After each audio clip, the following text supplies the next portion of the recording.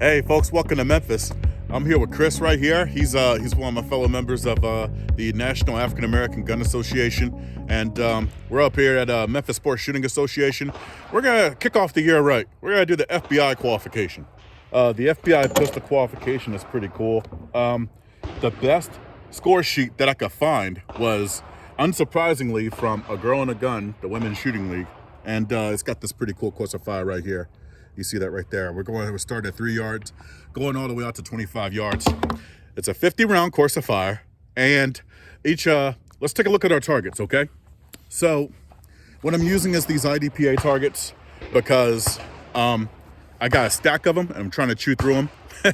And what I did was I put this little face up here. I got this face from an instructor called John Hearn, and I also photocopied like this little gun right here, so it adds a little bit of realism. I really enjoy shooting at targets that are already a little bit chewed up because it keeps me from having to see my holes, okay? It forces me to call my shot better. And so if you're in an actual defensive situation, you're not gonna be able to see the hole that you put into your attacker. You're just gonna have to call your shot.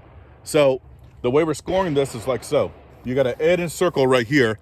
Normally the FBI qualification is shot on an FBI Q target or an ILFE Q target. And I'll put those, I'll put a little picture, I'll post it on the screen later. But each of those targets have an 8-inch circle in the center.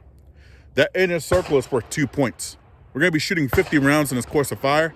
So 50 rounds times 2 points apiece is 100 points. It keeps the math easy.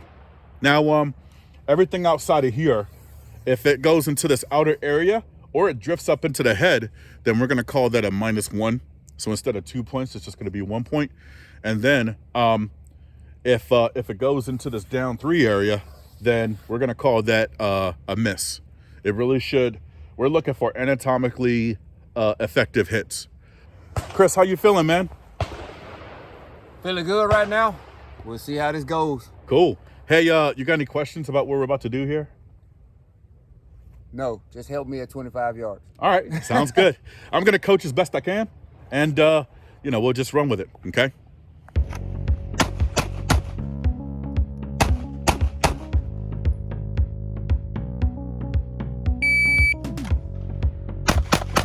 Good, and down to the low ready.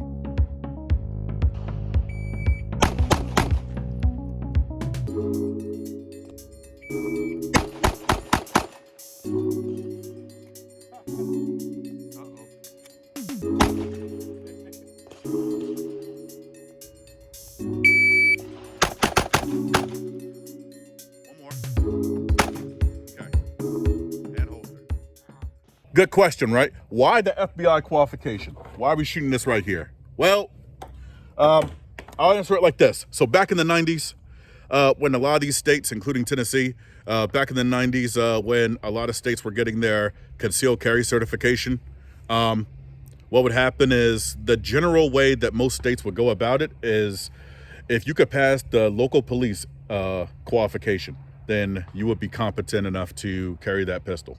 You'll be able to, you'll be trusted. The police department would trust you to carry a loaded gun in public because that's the same standards that their officers are qualifying at. Yeah. Now, that makes sense.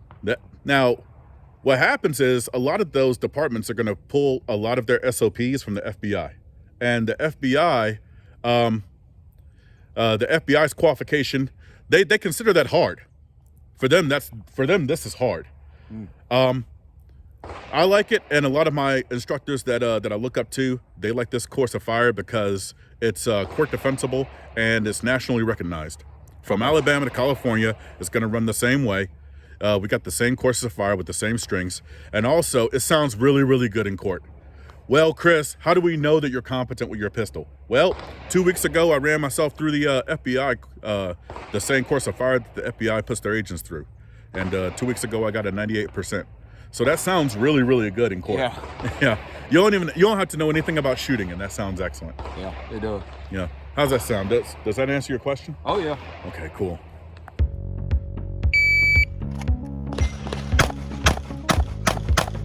Excellent. Stay at the low ready.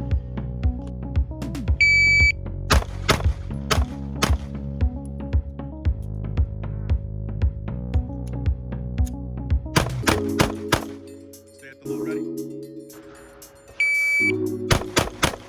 Alrighty, and holster.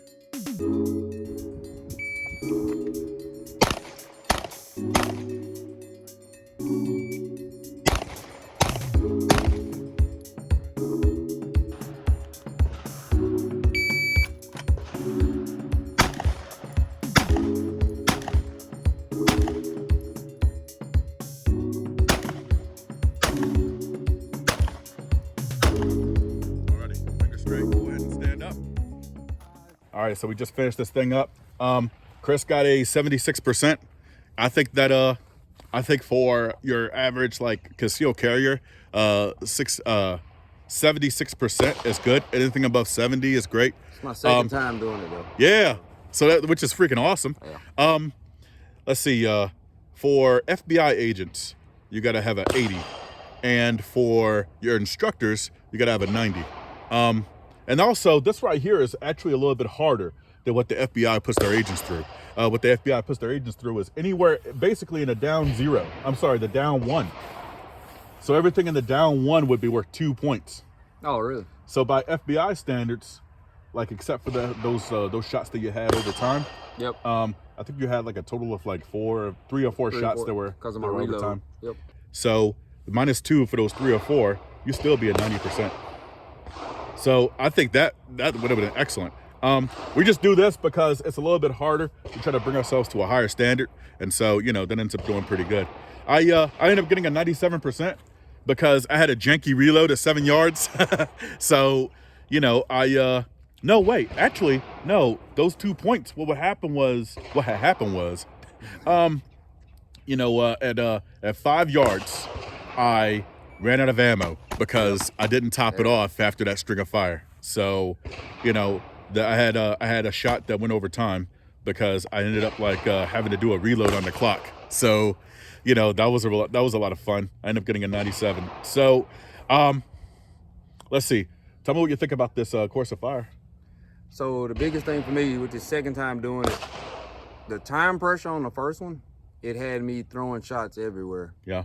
The second time, I actually took more time to actually sights trigger, and still let something fly. But overall, I'm not beating myself down, but I know I can do better. So yeah, I feel much better. This thing's easy, man. This thing is easy. You did much better than you did last time. Now, is this something that I recommend for people to do every single time they come up to the range? No, I don't think so. I think that it's a good course of fire to where do it every few months, like 2 or 3 months or so, right?